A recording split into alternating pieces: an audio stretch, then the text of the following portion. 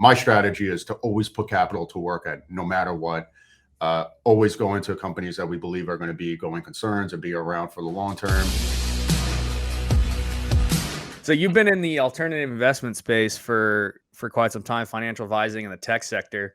Speak a little bit to that. How's the market doing out there with that whole situation, post pandemic, and just what's going on with you guys? High interest rate environment. Tell us a little bit about just kind of the macroeconomics of what's going on. Yeah, I mean, on the financial planning side, being that we're obviously long-term holders, and I would say obviously it's more painful for people that are a little bit older, but at this point, we don't really pay attention to the short-term fluctuations and the volatility, at least on the wealth management financial planning side, to a certain extent. But being that it's traditionally buy and hold, and we're more conservative, these are just pain points that eventually wipe away. On the asset management front, where we do manage private investment vehicles, many of which are alternative investment type asset classes like venture capital and venture capital secondaries, the pain can be felt over the last 18 months.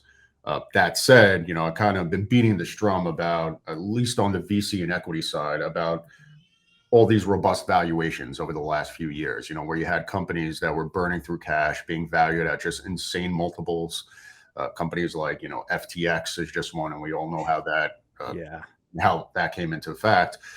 So it was a much needed reset on the VC front for everybody to kind of, investors at least, to wake up and say, oh, okay, we actually have to invest in companies that are being capital efficient.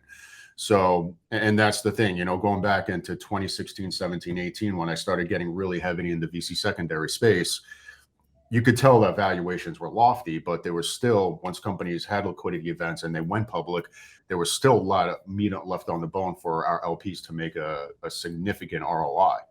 So you have two options: either sit on the sideline waiting for a so-called doomsday, or continue to put capital at work. So my strategy is to always put capital to work at no matter what. Always go into companies that we believe are going to be going concerns and be around for the long term.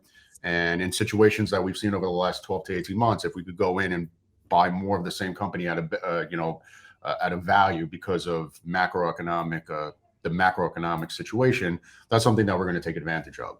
So that's what we've really been doing. That being said, I think it's a really opportune time for some specific portfolio companies of ours to go in there and reinvest, especially because of the macroeconomic conditions. Moving forward, I think there's going to be more focus on companies that are being definitely capital efficient and not just hemorrhaging cash, which I think it should be the standard the entire time. Right. But, and as everything, you have everybody looking to bet on the bet. Generative AI has exploded over the last 6 to 8 months. Yeah. Because of ChatGPT and what OpenAI has been able to do. And prior to that, it was electric vehicles, right? Prior to that, it was cannabis and, crypto and blockchain. So there's always that hot trend.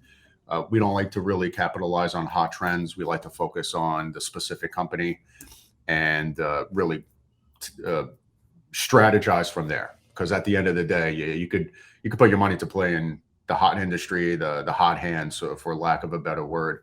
But as long as you're allocating your capital to the companies that you think are going to be, perform once they do go public and over the next 5, 10, 15, 20 years, you should, in theory, be in a good spot.